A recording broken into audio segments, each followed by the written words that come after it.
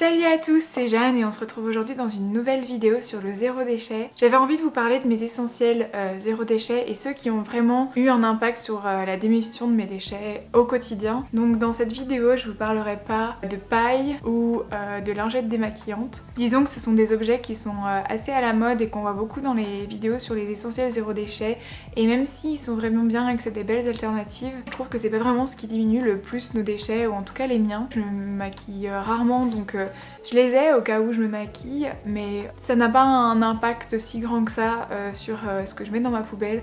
Et les pailles, pareil, j'ai jamais acheté de paille en plastique de toute façon, donc cette paille je l'utilise que quand je pars, que j'essaye de penser dans des restaurants ou des bars à ne pas demander de paille. Pareil, j'ai même pas l'alternative zéro déchet pour les cotons-tiges, je vous mettrai là. Je pense que je l'achèterai sûrement bientôt, mais j'ai encore un paquet de cotons-tiges que je n'ai même pas fini d'il y a 3 ans parce qu'en fait j'utilise environ peut-être de 4 à 8 cotons-tiges maximum par semaine. Et donc comme ils vendent des paquets de 200 cotons-tiges, bah ça fait des années que j'en ai et que j'en ai toujours de cet ancien paquet.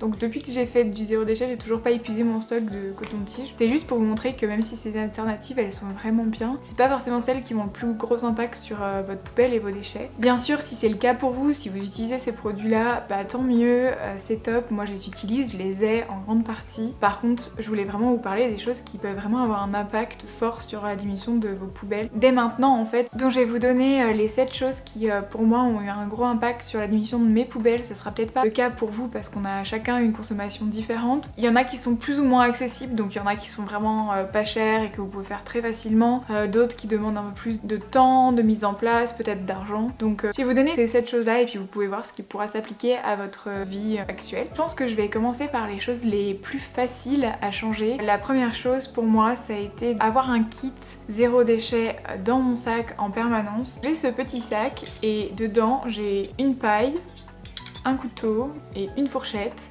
Et c'est tout, et j'ai pas acheté de couteaux et de fourchettes en plastique recyclé ou en bambou ou je sais quoi. J'ai pris juste des couteaux et fourchettes très classiques, très normaux, et ça va très très bien dans un sac qu'une amie m'a fait et m'a cousu. Vous pouvez en coudre un si vous savez faire, sinon vous pouvez en acheter relativement facilement, et voilà. Et ça va partout avec moi et vous voyez ça prend pas spécialement de place. Donc avec ce kit là je peux toujours manger s'il y a besoin avec des couteaux fourchettes et pas avoir besoin d'utiliser des couteaux et fourchettes en plastique etc. Et avec ce kit il y a aussi la lunchbox, donc moi j'ai pas vraiment une lunchbox en tant que telle. J'en avais une et malheureusement je l'ai perdue dans un train. Donc depuis j'en ai pas racheté, j'ai juste un bocal en verre ou même des tupperwares et j'emmène ça avec moi partout où je vais pour manger, bien sûr quand je dois manger à l'extérieur. Donc voilà, la première chose qui est vraiment accessible c'est en fait de se faire des repas chez soi et de les emporter avec soi et d'avoir toujours ce kit là avec nous, et ça fait à la fois des économies financières et pour l'environnement, donc voilà, 2 en 1. Ensuite la deuxième chose qui a fait une grande différence je pense c'est d'avoir changé tous mes produits ménagers pour des alternatives beaucoup plus écologiques, beaucoup plus faciles et faites maison. Donc je vous ai fait une vidéo assez récente sur les produits ménagers que j'utilise, donc je vous laisserai aller voir ça si vous êtes intéressés. Je vous mettrai le lien en haut. Pour résumer, en fait je suis passée à des produits beaucoup plus simples, beaucoup plus faciles, principalement du vinaigre blanc et du bicarbonate et du savon de Marseille ou du savon noir. Et tous ces produits là pour moi ils sont disponibles en vrac notamment. Pour le vinaigre blanc j'ai de la chance, je le trouve en vrac, je trouve le bicarbonate aussi en vrac, le savon noir.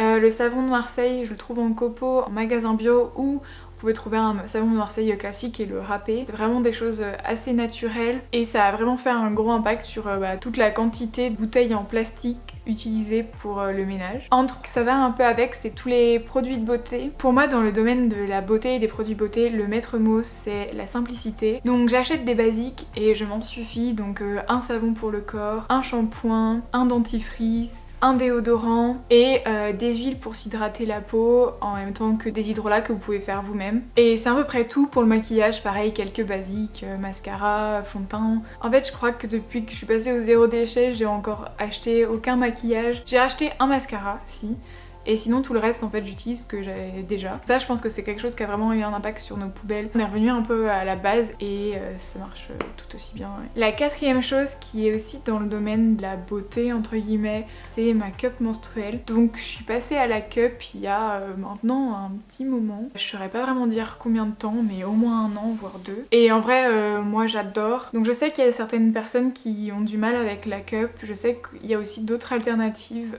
zéro déchet comme les serviettes lavables ou les culottes lavables. Pour l'instant moi j'utilise qu'une seule cup. Je l'ai là dans son petit sachet. La marque je crois que j'utilise c'est la Moon Cup, mais voilà il y en a plein de différentes. Je l'aime beaucoup mais en même temps j'en ai pas essayé beaucoup parce que en fait vous avez besoin que d'une cup et pendant longtemps donc j'ai fait brûler une des miennes une fois en la stérilisant et c'est tout. Donc j'ai dû avoir 2 cups depuis que je suis passée à la cup et maintenant je fais beaucoup plus attention à ne pas brûler ma cup. J'aime beaucoup l'idée des culottes lavables, je sais qu'il y en a des vraiment bien et même j'aimerais bien peut-être m'en procurer une. Donc voilà, ça c'est très personnel, vous pouvez trouver la solution qui vous convient mais moi j'adore vraiment la cup et ça remplace tout et il n'y a plus besoin ni de serviettes ni de tampons. On économise énormément d'argent et on économise énormément de déchets parce que bon tous les tampons et les serviettes vous savez à quel point ça peut remplir les poubelles de salle de bain. Donc la 6ème chose qui a permis aussi de réduire énormément nos déchets, c'est les courses en vrac. De manière générale, mes sacs en vrac, mes bocaux et les courses en vrac en général ont vraiment changé la donne. Je sais que c'est pas possible forcément pour tout le monde, mais déjà d'aller avec votre Tupperware chez votre boulanger ou chez votre commerçant du coin,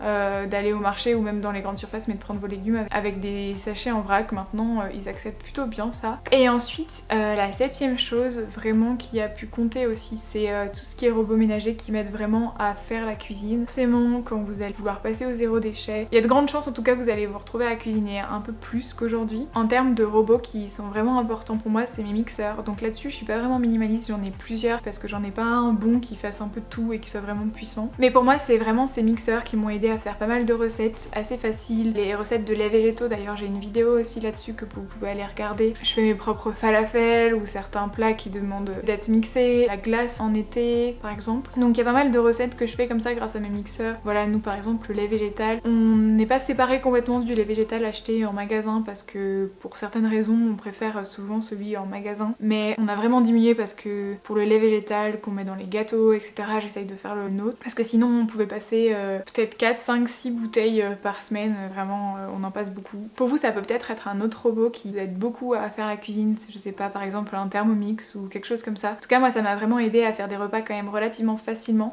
et donc à ne pas avoir à racheter des plats tout prêts et préparés, donc à diminuer énormément les déchets. Pardon, je me suis trompée dans tous les numéros juste avant, enfin une partie je pense, à un moment j'ai dû me tromper de numéro, je sais pas lequel, mais donc on en était qu'au 6ème essentiel et donc le 7ème c'est notre compost. Ça c'est un peu plus compliqué selon votre situation. Si vous avez un jardin, faites vraiment un compost, c'est top, vous pourrez l'utiliser au quotidien. Si vous êtes dans un appartement comme nous c'est un peu plus compliqué, on a d'abord un compost bokashi, pour nous ça ne nous correspond pas exactement par rapport à notre utilisation, donc on aimerait bien se procurer un lombricomposteur, mais pour l'instant on fait avec le bokashi. Mais ça vraiment c'est quelque chose qui change complètement une poubelle, donc ça diminue près d'un tiers votre poubelle. Après ça dépendra forcément de à quel point vous mangez des fruits et légumes etc. Mais vraiment le compost c'est ce qui a eu le plus d'impact. Voilà, donc on devrait enfin être arrivé aux 7 essentiels qui sont vraiment pour moi indispensables à diminuer vos déchets, qui sont pas forcément les choses dont on parle généralement dans les vidéos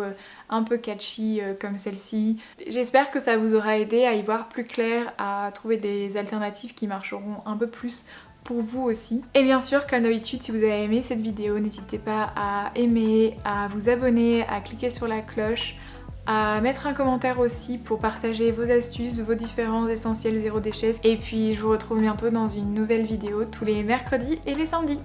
Salut!